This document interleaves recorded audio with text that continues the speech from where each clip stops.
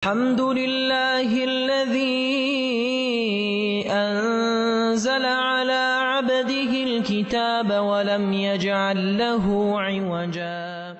Hutang manusia di dunia menghambat untuknya ke surga. Kalau belum sempat terbayar, tentu ini akan dihisab di timbangan. Hutang-hutangnya akan dibayar nanti dengan pahalanya. Ya. Jadi seperti itu, Allahu a'lam. Masalah dia dihambat masuk surga, tentu saja dilihat nanti. Kalau setelah utang itu ternyata amal baiknya jadi berkurang, langsung neraka dulu. Makanya harus diselesaikan utang-utang itu teman-teman. Dan ingat, jangan buka pintu hutang. Teman-teman sekalian, kita sekarang ini dililit dengan utang secara sengaja, dibuat program hutang itu. Utang rumah, utang motor, utang mobil, utang HP, hutang semua. Dan ini tidak boleh teman-teman sekalian ya. Kita tidak boleh dalam Islam membuka utang kecuali ada uzurnya. Karena utang itu bagian daripada pelanggaran. Kalau orang punya kemampuan. Ada orang subhanallah mampu, kaya raya, tapi semua dicicil sama dia. Kenapa harus cicil ini teman-teman sekalian? Tidak boleh buka pintu utang nih, berbahaya sekali. Kata Nabi SAW, orang mati syahid pun diampuni semua dosanya kecuali utangnya. Dalam hadis ini dikatakan, ruh seorang mukmin bergantung antara langit dan bumi selama utangnya masih belum dibayar. Berat utang itu teman-teman sekalian.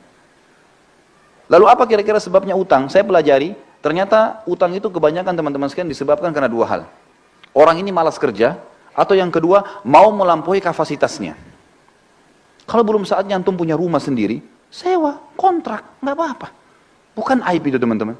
Tapi kita paksakan diri, oh nggak apa-apa, saya kan bisa bayar tiap bulan. Baik, kalau antum meninggal, sebelum selesai, ini kan bahaya, masalah. Atau terlambat hanya kena bunga, riba, terbuka dosa-dosa.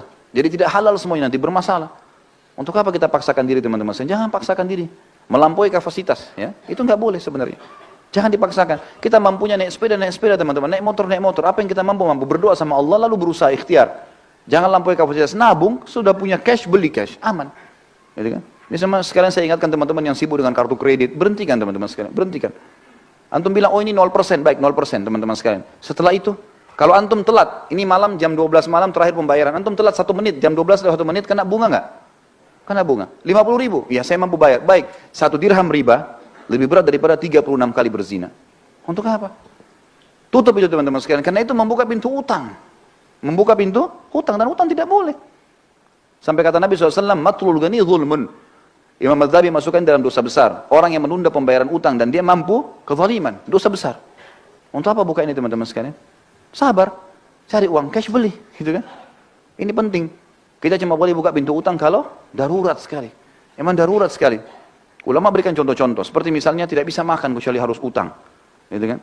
Atau misalnya dia mau berbuat satu ibadah amal soleh, dia tahu dia bisa bayar lalu dia utang, seperti orang mau akikah anaknya, atau orang mau idul adha, mau kurban, dia tahu akhir bulan dia akan terima gaji. Sekarang tanggal 12 atau tanggal 13 lebaran idul adha. Baik saya pinjam dulu uang teman saya tahu bisa bayar, itu nggak ada masalah. Tapi kalau orang tidak jelas, sampai kata Nabi SAW, siapa yang sengaja utang, ini bab-bab utang semua, siapa yang sengaja utang dan dia niat tidak mau membayar dari awal, Allah persulit dia membayarnya. Dan siapa yang utang dari awal, dia niat mau membayarnya, Allah mudahkan dia membayarnya. Ya. Termasuk teman-teman, akhwat kita di bawah, saya sarankan, berhenti arisan. Loh ya betul. Arisan itu membuka pintu hutang. Ya. Sekarang begini rasionalnya. Kita 20 orang teman-teman ngumpul, ayo kita buat arisan yuk. 1 orang 5 juta misalnya, atau 1 orang 1 juta. 20 orang dapat 20 juta kan? Baik. Nama saya keluar bulan pertama, saya dapat 20 juta. Ini banyak orang gembira, oh 20 juta, dihabisin beli ini, beli itu. Apalagi akhwat kita, Masya Allah daftarnya sudah lengkap. Beli ini, beli itu, beli ini, beli itu. Sadar nggak dia? Kalau dia sedang punya utang 19 juta. Hah? Sedang punya utang nggak? Baik, kalau dia mati bulan depan, siapa yang bayar? Nggak bisa. Ini membuka pintu utang loh. Mengkhayal beli barang, padahal uangnya orang dipakai. Utang ini. Dan orang yang paling terakhir dapat itu doror. Nggak boleh dalam Islam itu, doror. Dia selalu berharap supaya dapat tapi nggak dapat, namanya nggak jatuh terakhir baru dapat dia. Jadi dia seperti membiayai orang lain semuanya dulu. Lah ya, ini nggak boleh loh teman-teman sekalian. Ada orang tidak melihat hukum syar'i itu bahaya. Kalau menurut saya Allah tinggalkan. Pernah istri saya ikut saya nasihatin dia, hati-hati loh, berhenti, ini nggak boleh. Waktu dia sampaikan saya bilang ini nggak boleh. Ini bahaya membuka pintu utang. Sekarang kalau kau meninggal dalam 2-3 bulan setelah itu, siapa yang bayar? Nah, pasti saya ahli warisnya kan? Ya kalau saya punya duit, kalau enggak, loh ya kalau kita pas suaminya punya uang misalnya, kalau nggak punya uang gimana? Kan jadi utang yang bergantung kan? Gak bisa. Atau ada orang lari, zalim, dia pergi. Kan jadi masalah. Baik, kalau mau kumpul pengajian. Gak usah ada arisan. Ya enggak? Benar gak ini? Hah? Tangkap nggak secara rasional ya? Jadi Pelarangannya itu karena membuka pintu utang. Orang yang terima pertama itu utang 19 juta loh tadi.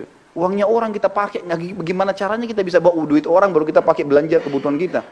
Coba pikirkan teman-teman, ini kenapa? Karena mau melampaui kapasitasnya.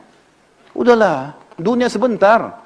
Kata Nabi SAW, perumpamaan saya sama dunia, seperti musafir yang sedang mampir di bawah pohon. Hilangkan penatnya, pergi habis itu. Kata Syekh Utsaimin rahimahullah, kalimat yang mulia. Seseorang mukmin orang muslim harus menjadikan dunia ini seperti kamar mandi. Seperti WC-nya. Dia datang, selesaikan hajatnya, dia pergi. Dunia cuma begitu saja. Maksudnya, tidak usah terlalu berlebihan. Hajat diselesaikan, penting, kemudian sudah. Gitu. Seperti itulah. Ya jangan melampaui kapasitas kita. Ini Allah Allah, ini saran saya ya, saran saya. Tapi kalau teman-teman ada di antara asatidzah, di antara duat yang memang memberikan solusi lain, alhamdulillah. Tapi saya pribadi, saya selalu mencari zona aman. Zona aman. Ya kita mati, kita aman. Kenapa yang kita masuk ke zona yang tidak aman?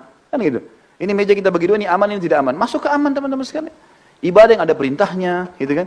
Jangan buka masalah dengan orang lain, jangan buka pintu utang, jangan gantung sesuatu, udah jelas semua. Kalau saya tanamkan dalam diri saya prinsip adalah semuanya harus jelas, udah. Halal halal, haram haram, halal tinggal nikmati, haram tinggalkan. Nikmatin yang mampu saja yang ada, sudah.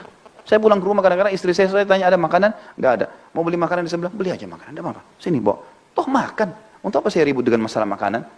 Tinggal beli makanan di sebelah, makan. Bismillah, alhamdulillah, yang penting lapar sudah hilang, habis. Dunia begitu kok.